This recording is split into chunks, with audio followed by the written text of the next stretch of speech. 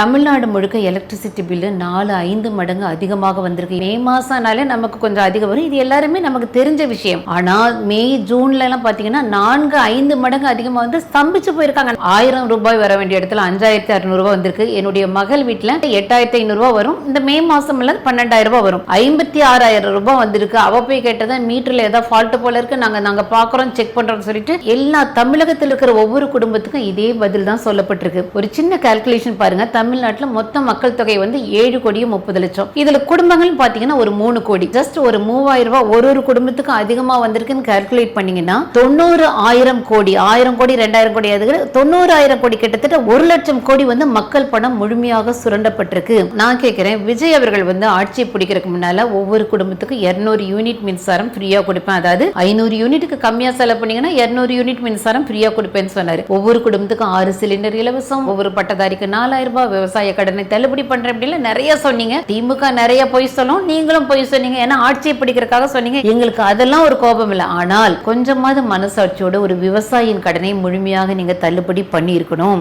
200 unit மின்சாரம் ஃப்ரீன்னு சொன்னீங்க. ஆனா எல்லாருக்கும் வரக்கூடிய பணத்தை விட 6 மடங்கு 7 மடங்கு அதிகமாக உங்க தலையில எல்லாம் வந்து ஒரு கல்ல தூக்கி போட்ட மாதிரி போட்டிருக்கீங்க. ஏன்னா மக்கள் எல்லாம் சாதாரண மக்கள், அன்றாடம் வரக்கூடிய மாசம் செலவுக்கு பணம் பத்தல, எப்படி இஎம்ஐ கட்டுவேன், எப்படி வீட்டு வாடகை கட்டுவேன், எப்படி பிள்ளைக்கு ஃபீஸ் கட்டுவேங்கும் போது அதுக்கு முன்ன கட்டணத்து வந்து 1000 ரூபாய், 700 ரூபாய், 800 ரூபாய் கட்டிட்டு இருந்தாங்க. போன மாசம் மட்டும் எங்களுக்கு 5000 ரூபாய் வந்ததுங்க.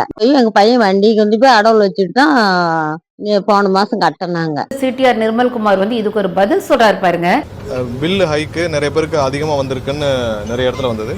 அதன் அடிப்படையில் ரொட்டீன் செக்அப் தான் இப்போ நடந்துருக்கு. இந்த வருடம் வந்து 9,60,000 பேர்கிட்ட தான் அந்த மாதிரியான ஹைப் வந்துருக்கு. தன்னலம் இல்லாமல் எத்தனையோ நல்லது செய்யக்கூடிய எவ்வளவோ பேர் உங்க கண்ணுக்கு அவங்களெல்லாம் தெரியல. உங்களுக்கு என்னப்பா, சினிமால நடிக்கணும், பஞ்ச் டைலாக் பேசணும், 4 பேரை போட்டு மிதிக்கணும், யார் யாரெல்லாம் வந்து இன்னைக்கு சிஎம் ஆகணும்னு ஆசைப்பட்டவங்களா உடனே சினிமால நடி, ஒரு தப்புக்கெல்லாம் குரல் கொடுக்கற மாதிரி ஒரு சீனவை, அந்த மாதிரியே படத்தின் தலைப்பு வைன்னு சொல்லிட்டு இன்னைக்கு சினிமால நடிக்கணும், சினிமால நல்லது செய்யற மாதிரி சீனை வைக்கணும். உடனே நம்ம மக்கள் வந்து கட்டாயம் ஓட்டு போட்டுருவாங்க. ஏன்னா அவர்களுக்கு நியூஸ் பேப்பர் படிக்கிறது, ஸ்டாட்டிஸ்டிக்ஸ் என்ன நிஜமானதுன்னு ஆழ விழுது உண்மையில் என்ன நடக்கிறதுன்னு பார்க்க தெரியல. இவர்கள் எல்லாம் தலைவரா வரணும்னா தமிழ்நாட்டுல 7 அணைகளை கட்டிய காமராஜர் யார்? ஒரு படிக்காத மேதை. இன்னைக்கு இந்தியாவை உலக நாடுகள் எல்லாமே திரும்பி பார்க்குற மாதிரி கொண்டு போயிட்டு இருக்கு நம்மளுடைய பிரதமர் மோடியார். இதெல்லாம் பார்க்க வேண்டாம். நம்ம இப்படி சினிமாவையும் பஞ்ச டயலாக்கையும் நம்பி நம்பி நம்பி என்ன ஆக போறோன்னு தெரியல.